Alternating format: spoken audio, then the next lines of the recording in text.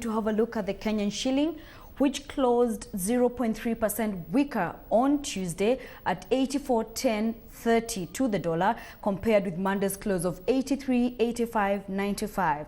Crossing over to the Nairobi Securities Exchange, we saw the benchmark index pull up 0.4% to settle at 4,978.65 points, while the all-share index edged up 0.86% to close the day at 127.81 points. Joining us is Ted Macharia, a research analyst with AIB Capital. Many thanks for joining us. Thanks for having me. One of the stories that is making headlines today is IandM Bank, which has of course managed to do the reversal buyback of City Trust, and they plan to list in June 25th at a price of 448 shillings. Of course, that if you compare it to some of the large caps like East African Breweries, which is the most capitalized at about 400. Is 448 a very expensive price as an introductory price for IandM Bank listing next month?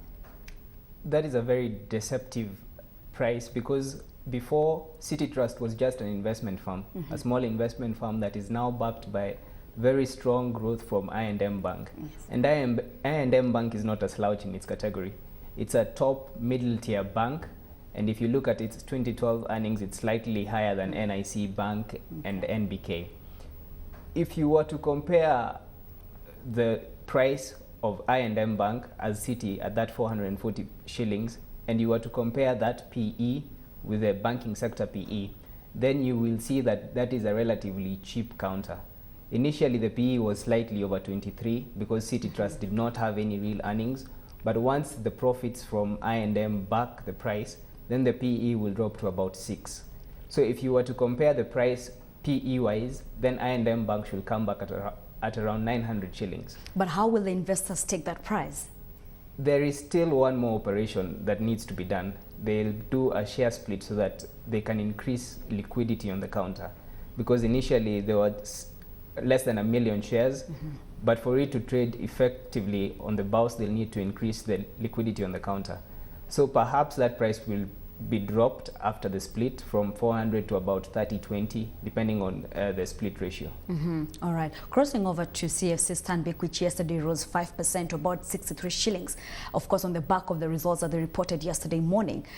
What are your sentiments on that stock, and also has it inspired some confidence in this stock? Last year, CFC Stanbic had announced the intention to raid the retail market space by offering new products for high net worth individuals. And that proved to be a turning point when it comes to interest expense, because they were able to access cheaper deposits as compared to the corporate clients' deposit base that generally require higher interest rates. Looking forward, their corporate business remains their strongest niche market. Obviously, the personal banking business is hard for them to figure because they're going against very cemented key players like Equity and KCB. But that doesn't change the fact that they have done a good job thus far, and the profit after tax rise from Q1 is impressive enough. So we expect the counter to edge up today marginally, of course, from 63 bob where it closed previously. Of course, we've seen other banks now coming in and reducing their base lending rate, whereby we saw CFC was among the ones who took the cue after the central bank reduced the rate. And now we have Barclays Bank, which actually now came in today morning and also reduced the rate. How do you see this playing out, especially for the loan books, looking at the health of the banks vis-a-vis interest rates? Banks usually lower their rates just so that they maintain some competitive edge between the players. So what it will mean now is obviously there will be some small dip in the weighted average interest rates on interest liabilities that they have.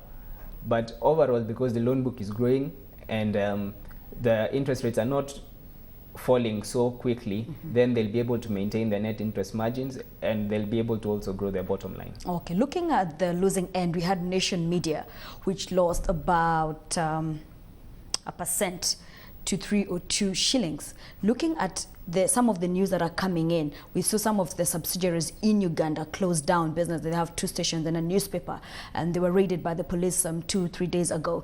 Is that the reason why we are seeing the stock falling, or are there other reasons? Probably not, but that is just a reminder of the political risks that companies in Eastern Africa face. I think our operating environments have improved drastically. but there are still small impediments to doing business in East Africa.